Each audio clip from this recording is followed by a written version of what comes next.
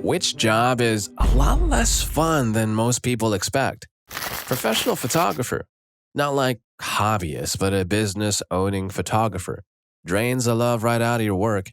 Because you started the business to take pictures, then Karen doesn't like the way she looks in one of them, so she wants the whole set for free, plus a reshoot for free, plus those images for free.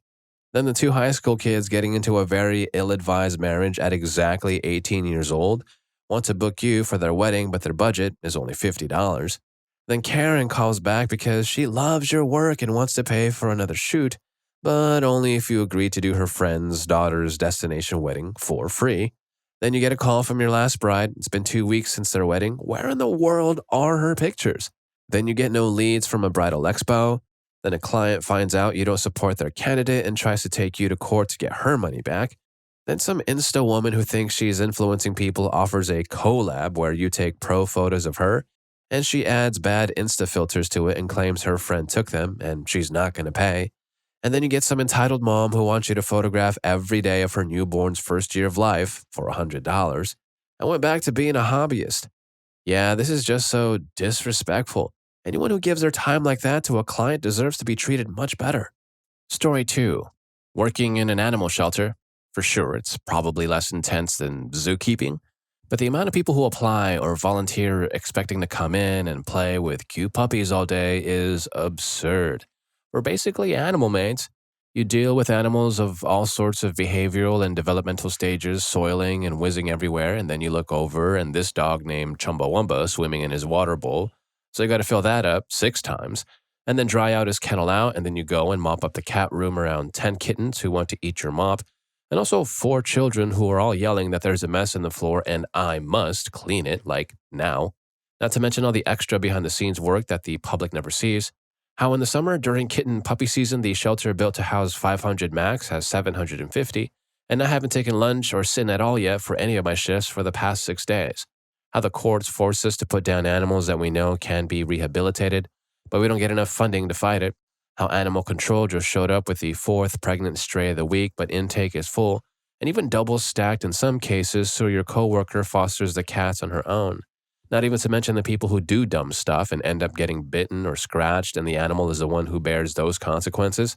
I am the proudest shelter worker in the world. I adore my job, even at its hardest. I didn't sit for 9.5 hours today, and I found a cat mess in the cuff of my jeans, but it doesn't matter because a bonded pair of adult cats got adopted today. I took 6 applications this morning, and the cat in bank 4 with the goopy eye is already looking better, and we sent a mama out to foster. The hard work is always worth it for these babies. Story 3. Being an extra in a movie. Now, it can be super fun. I especially love historical and post-apocalyptic sci-fi fantasy type stuff, but a typical day on set wasn't what I thought it'd be when I started doing it. Often we have to get up at 3 or 4 in the morning to get to holding, and if you're a minute late to check in, sometimes they'll kick you out. Then we sit around in holding with sometimes hundreds of other extras, and we're usually sitting there for a good 3 or 4 hours before they start telling us to get ready to film. During this time, we go through long wardrobe, hair and makeup lines where they reuse clothes, unless you bring them yourself, brushes and makeup without washing them. When we finally get to film, it's often the same mundane motions over and over, exceptions of course, and those are always fun. Then we either get shuffled around and go back to holding. Several more hours pass, we go film again. Hungry? You get lunch 6 hours after your call time and usually a meager supply of snacks. In between takes, it's more standing around, often in heat or rain, or we all get shuffled into cramped spaces to wait. Days on set are often more than 12 hours, and I know someone who had to be on set for 26 hours straight. They can legally hold you there until they declare filming is done, so don't make plans for the next day. Not to mention that you rarely see yourself in the final cut. I'm not trying to bash other background actors or the film industry because I met lots of awesome people and got to do some pretty cool things. For example, interacting with main actors in scenes, running around in the woods with fake weapons, or being a zombie. But when I did my first job as a teen, I definitely thought it would be a lot different. Who knew that quote-unquote holding was just a fancy term for hurry up and wait at the same time. Story 4. Google Street View driver. You're all alone for 8+ hours a day, can almost never take a break. Need to constantly be on and focused lest you crash the $25,000 Subaru with $60,000 worth of camera equipment on it. You end up becoming an amateur meteorologist to keep track of weather patterns and cloud cover, and in my experience, there are a lot of people who just get insanely upset at you, at Google, and the job in general for a wide variety of reasons. I enjoyed myself when I did it, but it was nowhere near as glamorous or fun as I or my friends and family had assumed. The pay? $15 an hour, but contingent on hours driven, which were themselves dependent on clear weather to ensure optimal image quality. Why not drive every day, no matter the weather? Google got around this problem by making sure you redrive routes whose pictures turned out subpar. To prevent people double billing by driving the same easy route constantly, you also had a weekly quota of unique miles driven, so no double dipping. What could you do in the car? As long as the camera and the mapping software was running properly, I was on my own. I listened to music, the news, and lots of books on tape. I could stop for short bathroom breaks whenever I felt like it and had an hour guaranteed for lunch whenever I wanted to take it, which usually amounted to eating in the car on the side of some lonely rural road 90% of the time. Who would ever think this was fun or glamorous? All I can say is back in 2012, most people I talked to were pretty excited, myself included, about getting the chance to do any work with Google, let alone this cool new project that would let you see what any place on Earth looked like at street level from the comfort of your home. This was the era of Google Plus being a potentially exciting new thing, of Google Glass being the future of tech, and overall it was just a different time. That's why everyone I knew thought this was a cool gig. Story 5. Being a character performer at Disney. Now don't get me wrong, there are some amazing perks and truly magical moments. I know I'm super lucky and tons of people would love to be in my shoes, but the day-to-day work is exhausting in ways I never thought possible. Guests are ridiculously mistreating. I've had things said and done to me I never would have imagined. The company isn't always great either. It highly depends on your leadership, and there's so much more focus on your body and face, good and bad, that it can be incredibly depressing and difficult emotionally. Plus, you have to accept that there's very little upward mobility. Most people grow out of it, and it's rough to know that one day you'll get too old or too fat, and you will have to start all over in a new career field.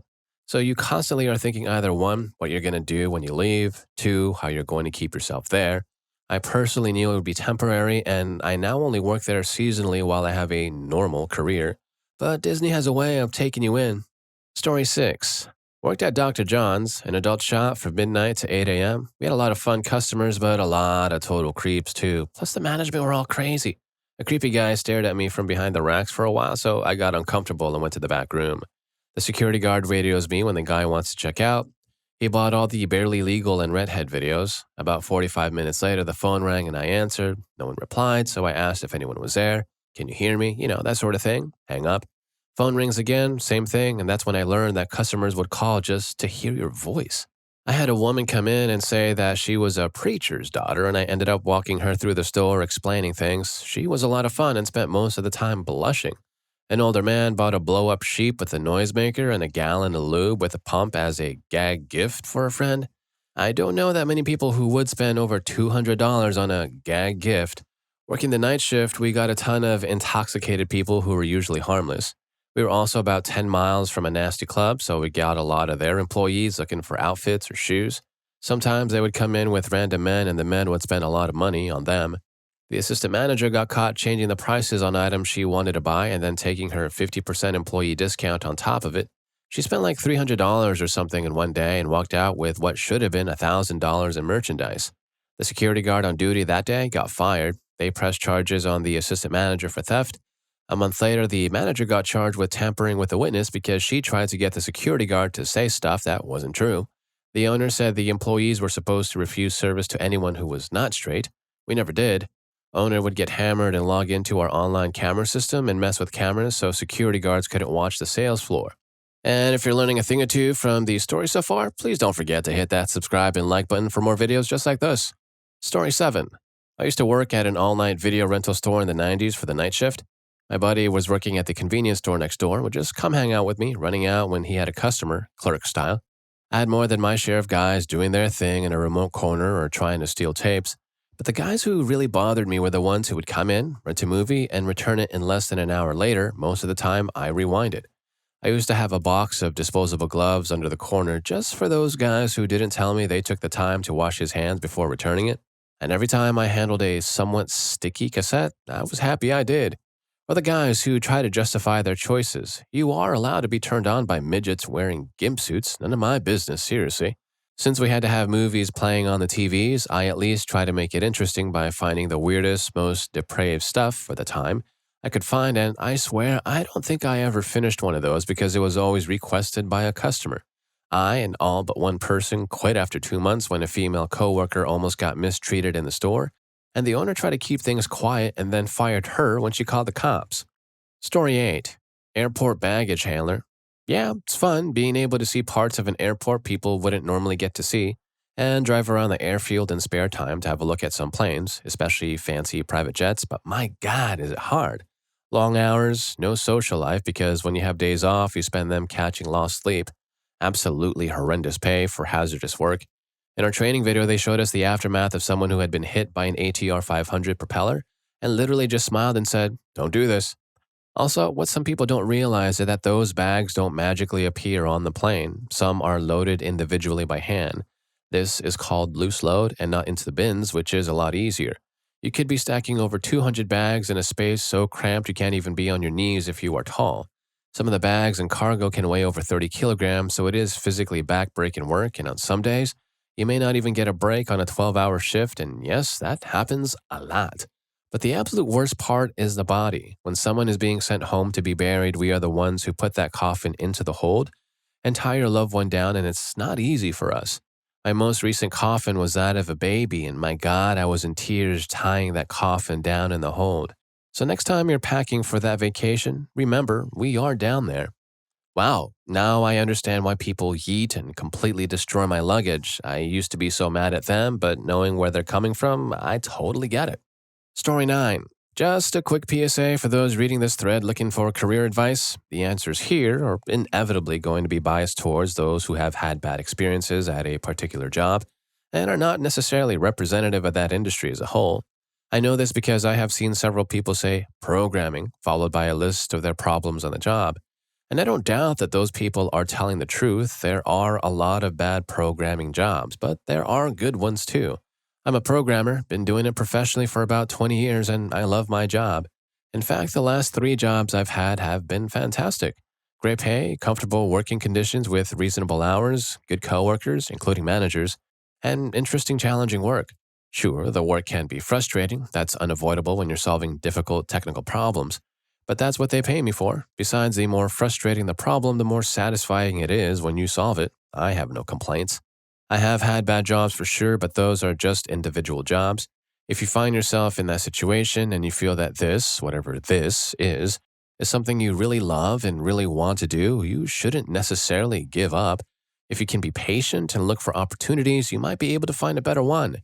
I'm not saying this to invalidate what anyone here is saying, just to put it all into proper context.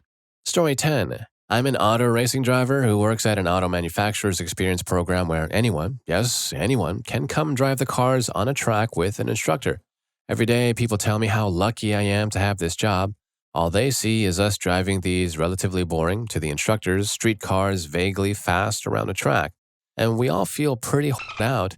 The best way to describe the job is teaching several adults every day their first 30-minute piano lesson again and again and again, while they're mostly just interested in the novelty of sitting behind a piano and taking selfies. Also, being polite is so difficult. No one says before their first piano lesson, "I've never played piano, but I've always been interested and I listen to a lot of piano music, so I'm fairly confident," and then ask their instructor, "So how great was I?" Like, bro, you just spent 30 minutes doing this. What do you want to hear? We teach about 4 sessions a day, and it's 4 times of some moron not realizing how close they were to seriously totaling a 6-figure car. A lot of people also think the instructors are just there to babysit you and make sure you don't drive too fast. Like, dude, no one is worried about you driving too fast. We're worried you're going to scare yourself and hit the brakes somewhere stupid and upset the balance of the car. And because you can't react quick enough because you're not used to sliding a car faster than around a parking lot or a roundabout, you're going to spin it, all while going probably 15 miles per hour slower through that same turn than a professional would. In your first couple hours of trying something new, you're not going to even approach the level of someone who has only done that craft from the time they were like 15 to 30. Yeah, you drive your Corvette fast in the mountains, and I'm sure you have fun. That has nothing to do with the hours I spent poring over post-practice session data and video for weeks before a race. More than that, let's just say I'm a track day hobbyist who works here out of boardroom or for fun. Why would you argue with an instructor who spends 10-hour days, 4 or 5 days a week on the same track and the same cars? The worst thing is people who brag about scaring their instructor because they think they were fast. No, you made your instructor nervous because you weren't listening and you were making tons of mistakes but still trying to push the car to the limit. It's shocking to me when people can't even correct a small slide or wiggle over in our safe area, where we let you play somewhere safe to make mistakes and you can't hit anything, and yet that want to drive at the limit on a track. If the car steps out on track over 90 miles per hour, it's going to be a lot harder to catch than at 20 miles per hour on our soft concrete. I am fully ready to quit this job. It's cheap thrills for morons. I can't believe I finally typed all this out, finally. I've been needing to get it off my chest for a long time. Story 11. Lifeguard at a water park. You think it'll be all crazy tans and goofing off with other hot young lifeguards, and some of it is, but most of it is dads who haven't had intimacy since their youngest was conceived, trying to be cool and saying stuff like, "I'll bet you get talked all day by creeps, am I right?" every time their wife turns around to scream at her kids. Above-mentioned wife being a Karen and screaming at you when her 4-year-old isn't even remotely tall enough to go down a vertical drop water slide, telling you she will have you fired and wants her money back, and have you ever had a real job in your life, and don't you know the customer is always right? Little kids terrified to go down the slides and their parents screaming at them and berating them, saying they paid for their bracelets so they're going to get their money's worth. People screaming at you if they get stuck halfway down a slide because they're wearing an oversized t-shirt that you warned them would create drag, and it did, and now they're stuck and have to clamber out of a water slide tube and not get hurt doing so. Weird creepy dudes asking you to blow your whistle if you've ever given mouth to mouth while you're wearing a one-piece, and don't they have any cute red bikinis? Pulling straws with coworkers to decide who will have to save the hairiest man in the wave pool who is so greased up in tanning oil that his body hair is bobbing up and down in the waves as he lays atop his tube, and he blabbers on about how he was an Olympic swimmer and a lifeguard and got so much tail. Having to actually try and save him when his greased-up fur-covered unit of a body comes blasting out of the tube slide, and his prescription sunglasses become a projectile and he nearly drowns the both of you as he grabs at you and flails, screaming, "My sunnies, those are expensive," in between gasps of air and bobbing underwater. Being screamed at by him when you say you can't get his sunglasses from the bottom of the pool because riders are coming down the slide, and you could break their neck or your own being in the way. If you point to the 10 signs about not wearing unsecured glasses, he will say he's going to have your job by 5 p.m. Heat stroke and sunburn no matter how much sunscreen you use because it's full sun, high altitude, and you're sweating it off constantly. We sometimes get slide breaks once every 4 hours, but on a 95-degree day with 80% humidity, you just drain slowly all day. People coming during rain to avoid the crowds and melting down that they'd have to leave during a lightning storm. People losing rings, earrings, glasses, phones, etc., and being mad we couldn't turn off the wave pool and make everyone get out and go on a deep-sea dive. All in all, we had an absolute blast just bonding over how absurdly bad even such a seemingly fun job it was. I have so many amazing stories from that job, and I'm still friends with most of the people I worked with almost 20 years ago. I will also say I would never take my kid there. And if you related to any one of these stories, here's more for you. YouTube thinks you're going to love this. I'll catch you in that video, and thanks for hanging with me on this one.